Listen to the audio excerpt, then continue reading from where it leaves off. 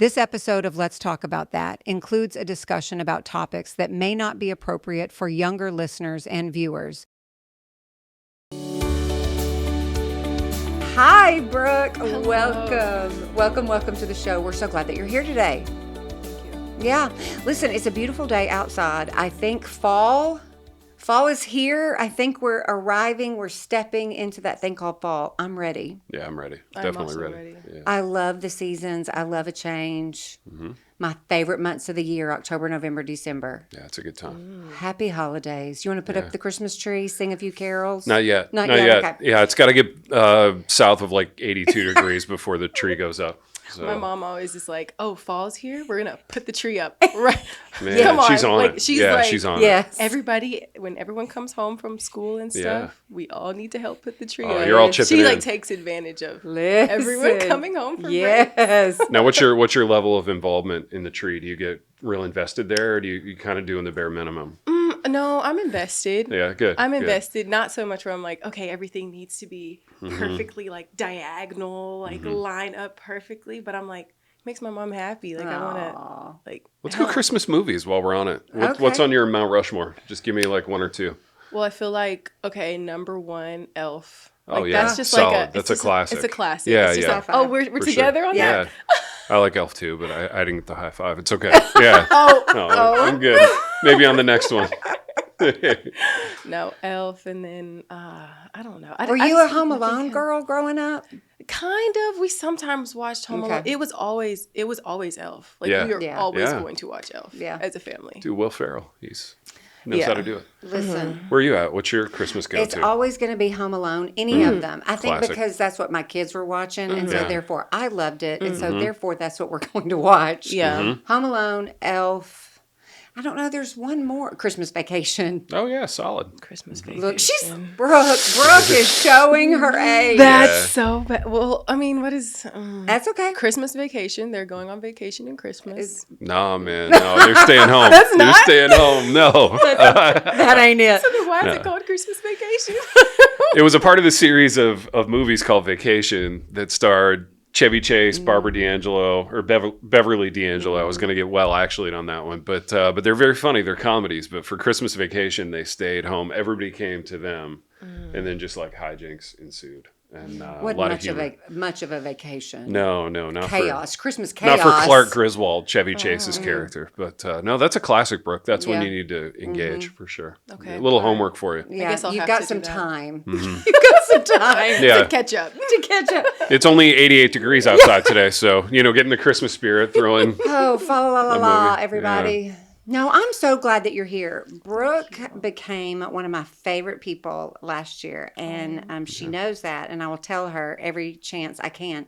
I got to know Brooke when you were an undergrad. Yep.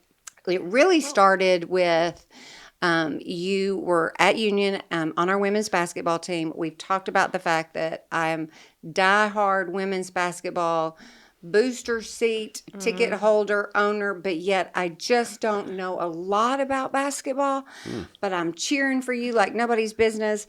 But in that context, I didn't know you. I got to know you through Leadership Union, Student Edition, and then through FCA, and you are one of my all-time favorite students. And then in that relationship, I got to hear your story, and I felt like we were just kindred spirits right away, and just so glad that you're here. Did you know Brooke? I met her. Do y'all know one another? No, we do. Yeah, We do. We do. We do. We met when you brought me in to speak to Leadership Union. Okay, Yep. yes. So I met her that night, and Yep. then we would see each other in the gym. And Yes. because I'm FAR Yes. for sports, I saw her at some meetings. So and it seems like we're on the same lifting schedule. So we see each other in there see from each time to other. time I and love have it. a little chat. But I don't know the extent of Brooke's story. So this will be I know. informative for me. Yeah. Well, we're glad that you're here. And when I reached out to you about doing this, I thought, oh my gosh, there's 1,000 conversations that we could have, because Yeah. we've had them. We have. We have had 1,000 conversations about a lot of things. And I just wanted you to decide. I was like, I'm not going to tell you what we should talk about. I'm going to let you decide what you want to bring to the table today, and we're going to go from there. So you graduated. Yes. So I graduated actually at UTC. Oh, I knew that. I'm sorry. I okay. knew that. I knew It's that. I okay. forgot. I knew that. It's okay. So I started my graduate degree Yes. here Yes. at Union Last year. Yeah. So Gotcha. instead of doing the biology master's in 1 year, I'm doing it in 2. Okay. And so last year I completed my first year, did my thesis and all of that, defended it, everything. Yeah. And then this year I'm just finishing up classes for Great. my master's in biology. Yeah. Very cool. Yeah, but you're also a grad assistant. Yes. Tell us a little bit about that. After being an athlete, serving as a player on the team, Yes. now you're not. Right. Yeah. What are you doing now? So right now I'm the GA grad assistant for women's basketball. So I've been doing hotels, food, like operations Yeah. type of things. And it's really, it's different, Yeah. you know, like Yeah. working a like 9 to 5 basically is, after being an athlete, it's so different. What do you miss most about playing, and what do you like most about coaching? Playing, I would say being able to compete Yes. like every day. Mm-hmm. I don't know. Like I'm definitely going to miss the games for sure, but I didn't realize how much I would miss just like playing basketball. Just Yeah, competitively absolutely. playing basketball. Yes. Absolutely. So that's been, and I can't even practice right now because I had surgery this summer. Mm-hmm. So I'm just, Yeah. you know, That's tough. How long till you're back out on the floor for practice? well, I actually just got my ankle brace off, thank Okay. goodness. And I asked the doctor, I said, so like, when can I play basketball again? He's like, you at least not 6 weeks. Like, Oh man. and I was just like, oh my, wow. Like Yeah, I just went through that that's whole tough to thing. hear. Yeah, Yeah, it was tough to hear. It was tough to hear, but you know. So What can you do? You're coaching. You're working for Campbell. Yep. Does it change how the players relate to you with you being their teammate last year, and then now you're like on the coaching side? What has that dynamic been like? I don't, honestly, it hasn't been that different just talking to the girls. I think what's more different is that I'm not living with them. Like Yeah. I'm kind of just removed from the student population, like I'm off campus. So it's not like with my interactions with them, it has to be kind of like I am like, oh, let's get lunch, or they just happen to stop by, try to like put myself in situations to have those conversations with them. Yeah. So being more intentional instead of like as a player, like I'm going home with them. I'm probably going to see them at Kobo every meal or just walking around campus. What do you think are the biggest challenges to being a student athlete at Union? You know, we're an academic school, so there's rigor on that side of it. Yeah. We play Division II sports, so we're ultra competitive on that side of it. What do you think some of the biggest challenges are for athletes? Yeah. Just in terms of their thriving here at Union. I think that you hit the nail on the head when you said like we are, you know, academically prestigious university. I know for me coming from, you know, my old school, I wasn't used to that kind of prestige. So I was like, oh man, like I have to really put in some work, like some hours outside of the classroom. But then also you're also being asked to put in hours outside of, you know, your sport, because if you don't do extra work outside your sport, it shows. That's right. So I just think the demand is very high. And then one thing I noticed just coming from another school to Union was that the athletic groups just kind of kept to themselves, you know, like basketball team keeps a basketball very team, much. volleyball team keeps a volleyball team. You kind of have that built in clique. And if there's nobody that is like, you know, your person inside that clique, it can feel very lonely. Totally. It can feel very lonely. Yeah, it can feel lonely inside the clique. Yeah. And also it can feel like, because you're so regimented with your sport, you live with these people, you can't meet people outside of it. What's been maybe one of your most surprising, refreshing, outside of the clique of basketball, like moments of interaction at Union? I would say the Lord blessed me with Miss Fran, Leadership Union. Yeah. That helped a lot. FCA, that has helped a lot. And I think starting it, my relationship with my friend Rachel, she's soccer, we started doing a Bible study together. Like we ate lunch at Kobo every single day together. did a Bible study, talked about very vulnerable things and stuff. And that has just That's like awesome. blossomed into the most beautiful friendship, Yeah. you know, and just a life-giving relationship. I remember asking God when I was at my old school, like, Lord, like, please give me friends that want to follow you, like Yeah. are walking with you, so Yeah. that like we can strengthen each other. And he's been faithful to kind. that prayer. Yeah. Yeah. Kind of the Lord. Very cool. I love this. When you came to Union, what was your relationship like with the Lord? What kind of jump was that? Because when I asked you about what do you want to talk about, you gave me the word or the phrase abiding in the Lord. When you came to Union, were you doing that? Did that change? Did it grow stronger, weaker? Because we're talking about things that are like good, Right. but I know it's not always good. Right. I know that there's challenges for any student, but a student athlete. Talk to us a little bit about why you chose abiding in the Lord and what was that like coming into Union? Okay. So why I chose abiding with the Lord. Well, when you asked me to pick a topic, I was like, oh man, like there's so many things that we could talk about. And I was like, no, like I don't want it to be something that I want to talk about. I want it to be something that the Lord is like, no, I want you to talk about this. So I was very prayerful and waiting for him to say, this is what like I want you to talk about. And so I actually chose to talk about it because of something like he showed me that kind of illustrated abiding in him. And I was like, okay, I'm going to speak about this. Felt like that was the answer to my prayer. And then what it's been like at Union. So the Lord came into my life very, I say dramatically, dramatically before I came to Union, like my last year at UTC. Oh, wow. How did that happen? Ted's like, hey, there's a story here. I'm curious. You know. Oh, okay. All right. It's a lot. It's a lot. Okay. Okay. Share as much or as little as you want. All I right. mean that. Okay. So I've always grown up in a Christian home. Went to church, knew the right songs, knew Yep. the words to say, knew Yep. all the Bible stories and everything. But like I didn't have a relationship with God because I was feeling so guilty about my relationship with lust. And that was a hidden like thing. Didn't want to tell my parents, didn't want to tell anybody because I knew that it was wrong. And my parents had been very upfront with, you know, you save your virginity for your husband.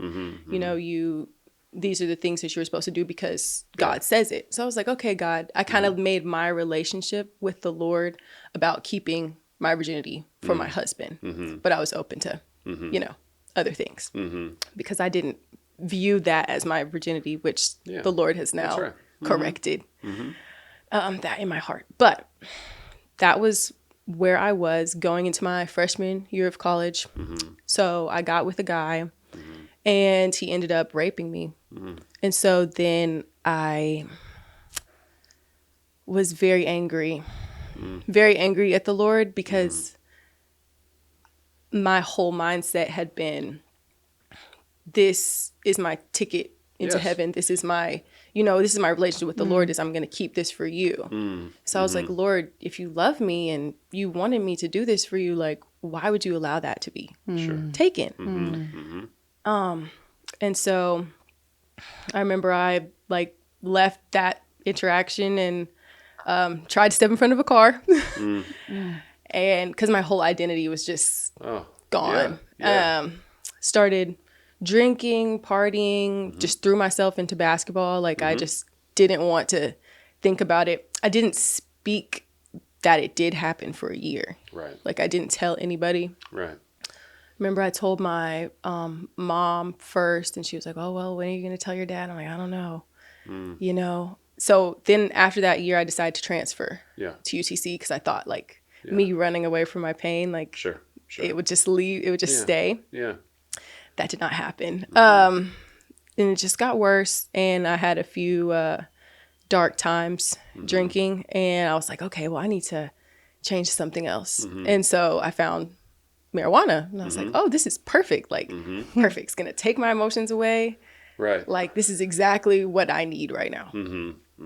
And so I was in a very deep relationship with that. Just threw myself all in. Always was having some kind of romantic relationship in my life because I was like, I mean, I've been fighting lust for so long, and now I can do whatever I want, do whatever I want, you know, because God obviously doesn't love me. That's what I like believed. Yeah. And so eventually that was not enough for me. And I started doing shrooms, psychedelic, you know, mushroom. Yeah.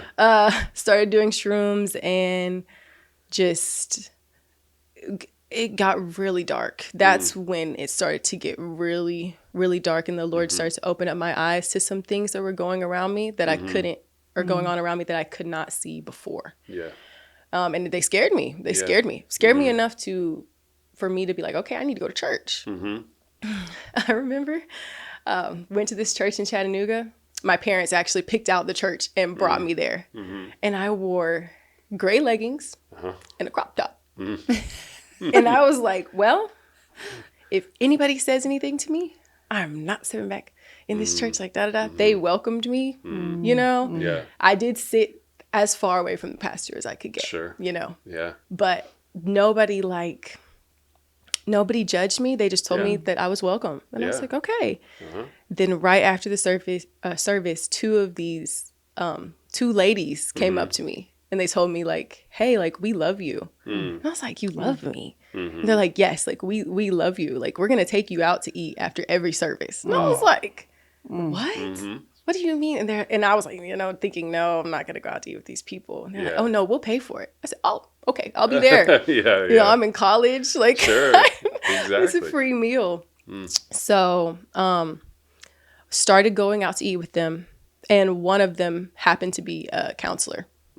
Which was what I needed. Yeah. And I remember telling my mom years before, she wanted me to go to youth group and stuff and talk to people about what had happened to me. And I was like, you get me somebody that this has happened to, that this same thing has happened to, and I'll talk to them. Oh, wow. And she ended up sharing her testimony with me, and it had happened to her. What a gift. Right. What a gift. Kind of the Lord. And the Lord knew that I was not going to talk to anybody else, Yeah. you know, about what had happened. So he sent me like the people that I needed in that season. Yes.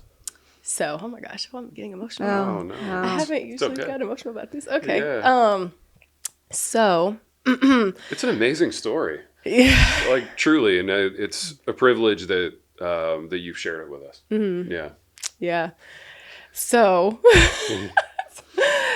we started going out to eat with these ladies, and they they just continued to pour into me. I continued to live my lifestyle that I was living. Sure. And one night I mixed all three of the stuff together, and the Lord chose to show me where I was going without him. He allowed me to feel that. And I remember I got up, my friends were all there, and I said, I'm done. I'm going home. And they're like, what do you mean you're going home? And I was just like, you don't understand that this life that we're living, it has a price, and you're not going to know that price until you have to pay it. And I'm going home. Like, I'm going to go home. That's remarkable. And so I went home, and I opened my Bible because I needed truth. Yes. Like, I was like, Lord, just show me the truth. Show me the truth. And he showed me that he loved me, even when I didn't love him, and he chose to save me. I was like, okay. I was like, Lord, like, if you want me, like, I'm here. I'm not a good person, but like, if you love me, I'm here. And so the next Sunday, went to church and sat very back row again. And the pastor made the altar call. And he was like, anybody who, you know, wants healing, wants to be free, like, come down to the altar. And I'm like, okay. And I felt that little tug on my heart that I'd felt before, but I'd never listened to it. Right. Oh, gosh. And so I just remember I like walked down the stairs, like all the way from the back down the stairs. And I got down to the altar and I put my face on the second step. And I just put my face there and I just like cried and cried. And the Lord met me there. Oh. And he took that burden that I've been carrying from what happened, and he showed me how much he loved me. He made me feel it. So then I remember I got up. I felt higher than I'd ever been. Yes. Number one. Yeah. And then I felt happy for the first time in years. And I was just like, oh my gosh, this is what I've been looking for. And the world had lied to me and told me it was in other places. Right. But when I finally realized the truth, I didn't turn back. I wasn't perfect after that point. Like, I was still living in sin, but the Lord cleaned me up and is continuing to. Yeah. So I came to Union after going through going through that. And then after that time, I had to kind of choose him or my old life. Yes. And I kind of had to purge myself of my old life. And it was really painful season. Yeah. So I was coming out of that painful season and came to Union. Yeah. Wow. That is so amazing. And I was struck as you were talking. Our stories have some similarities and they have some differences, but the through line was your experience of the Lord lays you low. He allows you to see what your life looks like without him. And I had the exact same experience. And it was undeniable. Yeah. You know, I could continue running a hellbound race, or I could fling myself at the cross and live. Yeah. And I never tire of hearing stories of God's goodness in that way. And he's honored by your story. And I'm super encouraged by it. I know you probably didn't plan to tell that today. I didn't, but it's okay.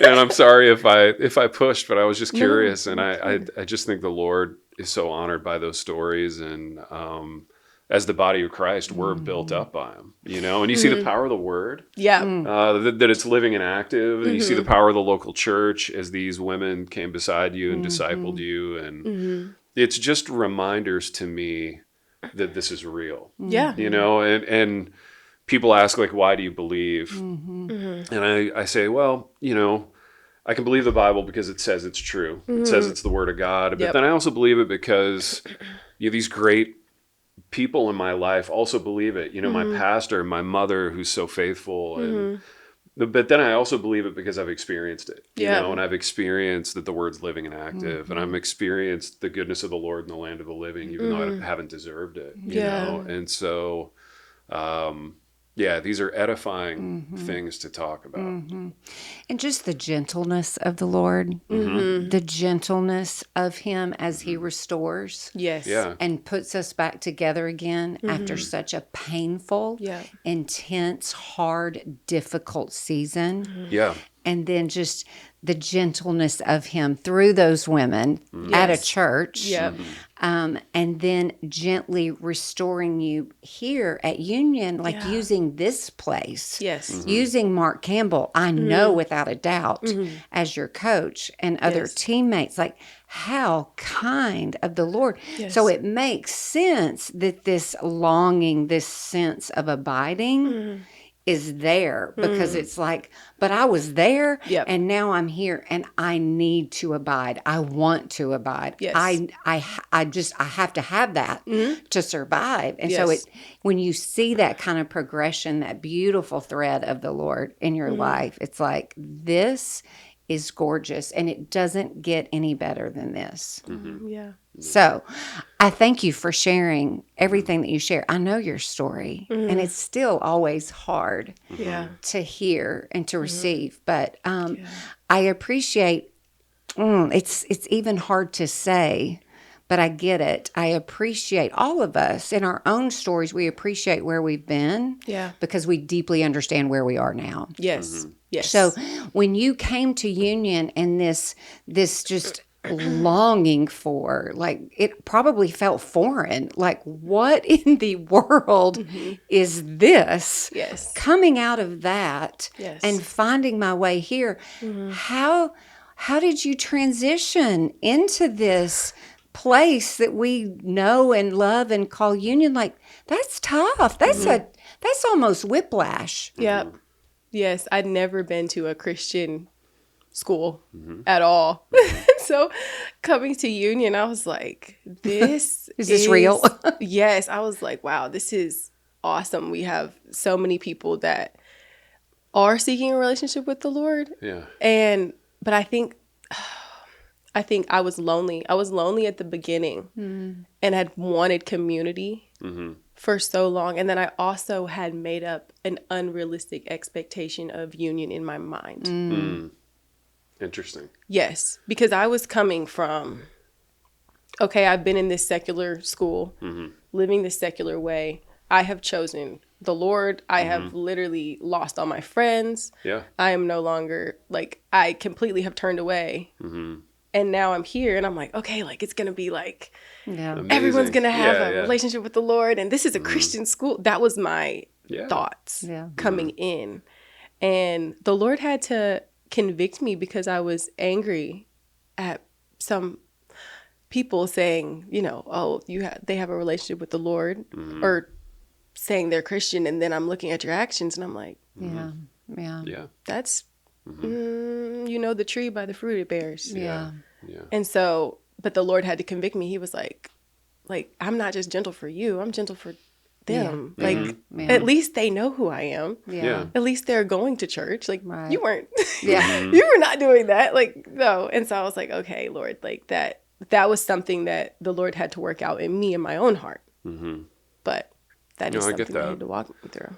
Yeah, we talk all the time, Fran and I, about how this isn't a perfect place. No. You know, and there's no utopias in our business. And, Yeah. and schools will try to sell themselves as such and probably overpromise things that they can't deliver. But, you know, I think on a person-to-person level, we strive for genuineness and humility and discipleship. And I think by and large, those are the goals, even though because of our sin natures, we don't execute it perfectly, Right. you know, and there are realities of life here and just how we play sports and the level we play at where, you know, it's not going to be all like choir boys and choir girls on those rosters, but, you know, but I think at the coaching level, at the administration level, there's a desire for discipleship to happen, and people's lives to be changed and hearts to be softened like yours was. And, you know, that's what we strive for, even though there's no perfection this side of eternity. Right. Yeah. And that is what is different about Union. That's right. Like the people in, like, say, Coach Campbell, for instance, I had never had I did have a Christian coach at UTC, but it's a public school, so it's not like, you know. That person probably wasn't free to really disciple and Exactly. care for you in that way. So that has made all the difference. Like, Miss Fran, like, just the conversations that we've had, like, so much, just life-giving relationships, you know? Yeah. So many of those. It's just possible because this is a Christian university that is based on those values. It's a unique privilege we have, No, it you know, is. to get to speak of the Lord and, you know, open the word and make much of it. And, I think almost every person has this propensity to take things for granted and begin to find fault after you're at a place for a while. But the privilege we have to be able to do that here is remarkable. Yeah, you know? it is. And to be able to coach basketball from that perspective, or teach writing from that perspective, or be in discipleship with a whole bunch of students, you know, these just aren't things that we could do at secular schools. It's true. Yeah. How would you encourage somebody, young or old, but let's think about a high school student or college student or just young adult that is just navigating this concept, this idea, this command to abide, when they don't feel like maybe they know how, they don't have community, they don't understand or know God through His Word. I think it's one of those words that we can throw out there. And, you know, we know John chapter 15. We know a lot of us are very familiar with that chapter, but what piece of advice can you give a student who is longing to abide in the Lord, athlete or not? How are you going to encourage them to do that? Because you get it. We get it. But it's just sometimes not easy. No, it's simple, but it's not easy. No. I'll tell you what how the Lord showed me that I needed to speak on abiding. Mm-hmm. So I was driving home and, the hurricane was going on. So it was rainy. It was really rainy. And I was just praying. I was like, oh, Lord, hopefully, I get there safely, And it was raining kind of hard, not that hard, but kind of hard to where I couldn't see the cars really in front of me. But I could still see that line on the side of the road. Yeah. And in those situations, my mind, I'm always like, oh, I'm going to follow that line, because I can't trust my vision right now. And so the Lord told me in that moment, he tells me, you trying to figure things out on your own, you trying to plan, you trying to do all these things, see all these things, whatever, that's like you trying to look for the car in front of you. And you can't see that right now. Like, it's too far ahead of you. You can't see it. It's raining too hard. But he was like, when you look at me, you're looking at that line, you're pacing yourself with the line. I'm constant. I'm always here. I'm going to get you to where you need to go. But you have to look at me, though. Yeah. And it's an active thing. It's an active thing. It's a choice that you make. Yeah. To either look at him or to follow your own way and trust yourself. When our abilities are very limited, Yeah. very limited without the Lord. And so anybody that is struggling to abide, I would say to look at the Lord, go to the Lord. However you need to do that, talking to him throughout the day. When I first became a Christian, I thought, oh, I need to like pray in really big words and I need to make it sound good. No, he just wants to know your heart. Yeah. Just tell him your heart. Go to his word. Just read his word. It says, the word is God. It is him. So he is his word. Go to his word. That's a form of you abiding. But you have to do it regularly. It can't be like, oh, I just went to church on Sunday. I'm a Christian. Like, no. Are you living under the submission of the Lord and what he says? Are you taking your direction from him? At the beginning of, I literally have read John chapter 15, 10 times since he told me to talk about abiding. And at the beginning of it, he says, I am the true vine. That means that you can get your source can be something else. There are other vines out there that you can branch yourself off of or whatever. But he says, I'm the true vine. He's the only life-giving vine. So to be in that vine, you have to have a relationship with him. To have a relationship, you have to talk to him. You have to spend time with him. It's so good. Yep. It's so good. It's so good. And it's so beautiful. It sounds simple, but we know that we have to consider where our affections are every single day, sometimes every hour of the day, because that's abiding. Yeah. That's abiding. I want to abide and then unabide. Abide and then unabide. Like whatever it is that is drawing my attention or my heart or my desires, like it might be for the Lord, but then it's going to be towards the world. And I love that we can all relate to driving our car down the road and considering that white line, like that is what's going to lead me and guide me as I drive my car. But when I look at it through the lens, a spiritual lens, this is the Lord. This is who I'm following. This is who is guiding me. And Brooke, it is just remarkable to consider how far you've come in a short amount of time. If we could fast forward time, if we had superpowers and could see like 10 years from now, 20 years from now, where is Brooke and what is she doing? I'm telling you, it's a beautiful, remarkable journey that you're on. And thank you so much for encouraging us, reminding us of evil and sin, and how prevalent it is in today's world, but the goodness of God. Yes. Oh, the goodness of God, salvation, Yes. the glory of the Lord. Just a beautiful testimony of Him at work in your life. So we're very, very grateful. What a gift, an absolute blessing. You have been to Union Athletics, Thanks. and to everybody that knows you. Yeah. You're so sweet. She's incredible. Yeah, that's what I hear. Yeah. Literally. Yeah. Literally. Yeah. Literally. Thank you for being with us, my friend. Oh, thank you for having me. All right. I really appreciate it. You're welcome.